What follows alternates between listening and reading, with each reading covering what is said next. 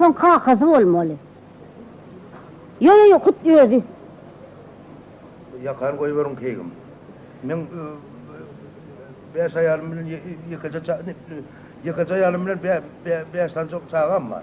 Men öyden tassaklayan adam değil. Dene sorur bilen. Yakar koyuver keygim. Meni bir bilen karşılayam.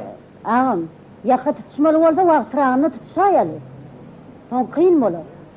Bilmem keygim, sinden onu her kimden bir çağ alıp verir misin? Avu ediliyor da. 30 insan çağırma. Yekirceler emma. Ben 32 değil. Bir yerine gittiler göçüyeler. Kakada gitti. Ne diyeceğim lan keygim? Manyor edip, önünden çağ alıp önünden çiğneyecek çöpü değerlerini. Sonra bek benim. Yaşlı. Men siz bilen şeyle var gidişer ne? Şu sakaçının en atayağından bir gedek görünümün mi? Ha? Men sizin oğlunuzun klas yol başçısı. Bay sizinle gidişer ne?